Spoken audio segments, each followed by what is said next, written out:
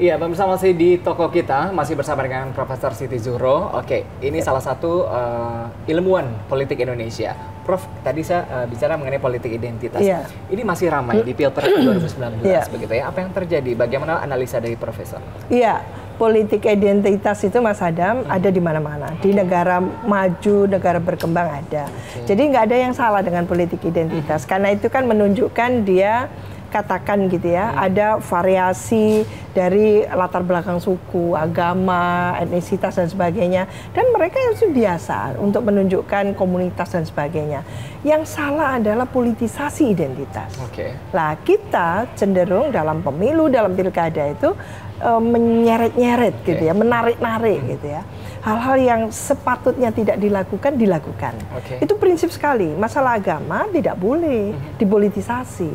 Karena itu ada ayat, ada hal yang dianggap sangat absolut kebenarannya oleh umat Islam, itu janganlah disentuh-sentuh dan sebagainya. Itu menurut saya membuat mereka marah dan sebagainya. Lah ini yang tidak boleh lah. Sekarang kita melihat, karena memang ada rentetan cerita kan, ada 411, 212, itu kan tidak ujuk-ujuk gitu ya.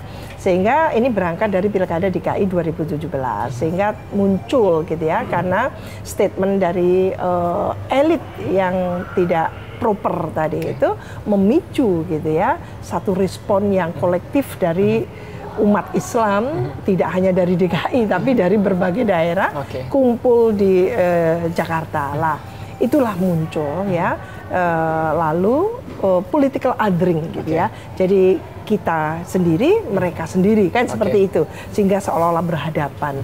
Nah ini yang betul-betul menabrak konsensus dasar kita tentang Bhinneka Tunggal Ika. Tapi Prof, benar nggak sih kalau misalnya politik identitas itu masih sangat memiliki potensi yang besar sendiri untuk meraup suara, khususnya di Pilpres? Iya, menjadi sangat seksi karena political othering-nya muncul, dominan.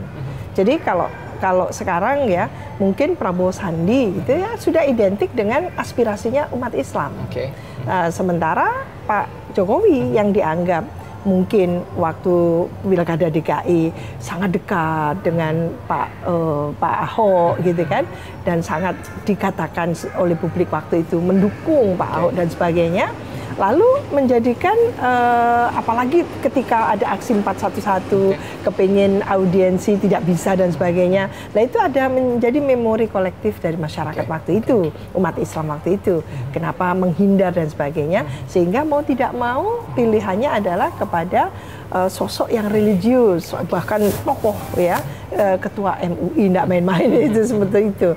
Nah ini adalah pilihan untuk bagaimana menjaga bahwa Pak Jokowi itu masih punya empati atau pro terhadap umat Islam dan sebagainya. Lah ini termasuk juga pilihan-pilihan tadi mengekspresikan gitu ya, mencerminkan gitu ya. Mau tidak mau sebetulnya itu politisasi agama itu kan.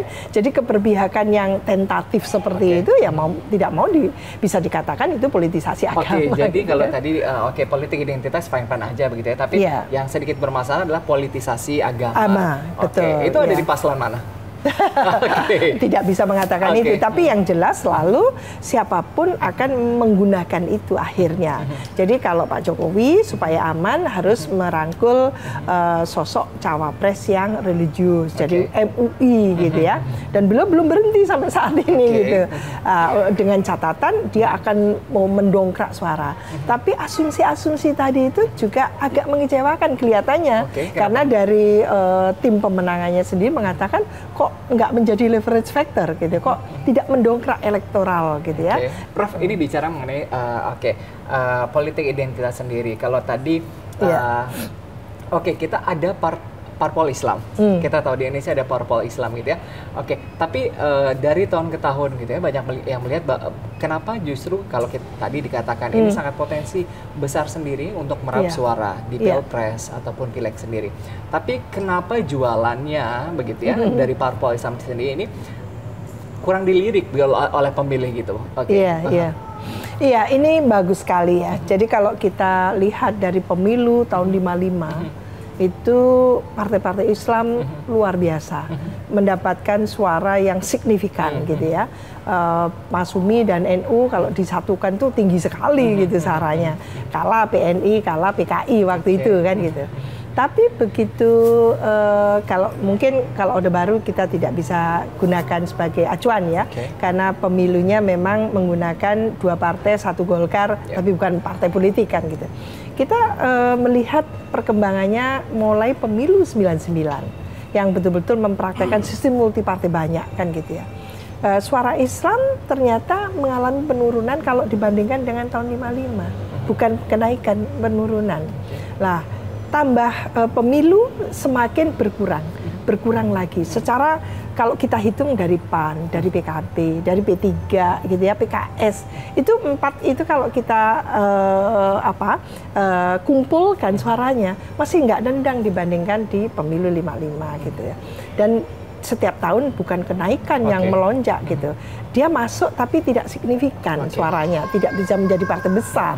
Berhenti di partai menengah gitu ya. Dengan identitas politik sendiri di 2019, bagaimana potensinya melihat parpol Islam? Jadi ini yang menarik menurut saya. Jadi harus belajar tentang struktur masyarakat Indonesia.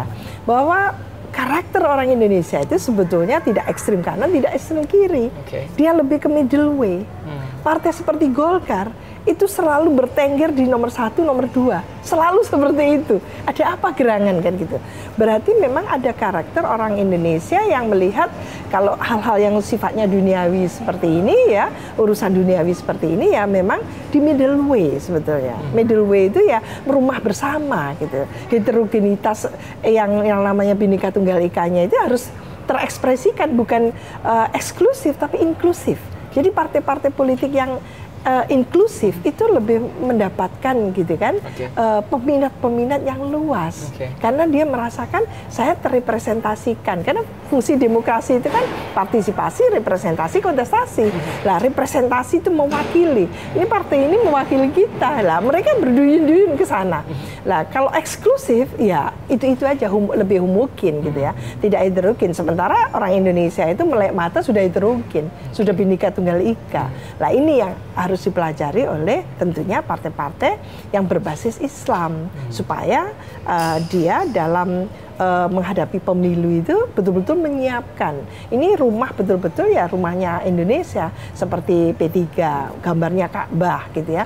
Dia sudah berusaha luar biasa untuk menerobos rambu-rambu ya, sehingga dia berkoalisi dan sebagainya dan mendukung yang tidak harus dengan diwakili oleh Ka'bah seperti itu. Terus kita lihat pemilu 2019 apakah P3 dalam hal ini tuh akan meroket suaranya. Siapa yang bisa menjamin itu?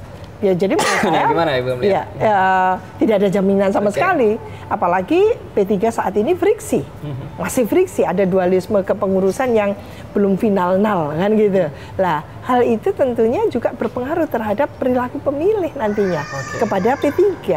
Bagaimana dia akan memilih partainya sendiri belum solid banget kan gitu. Lah ini yang akan berpengaruh. Termasuk Golkar mengalami penurunan dalam pilkada dan sebagainya karena ada friksi agak lama 2 tahun lebih gitu ya. Padahal waktu itu sudah menjelang pemilu dan sebagainya. Jadi ini yang dirasakan partai-partai yang berfriksi P3 dan Golkar waktu itu. Nah, Golkar sudah settling in sekarang kan.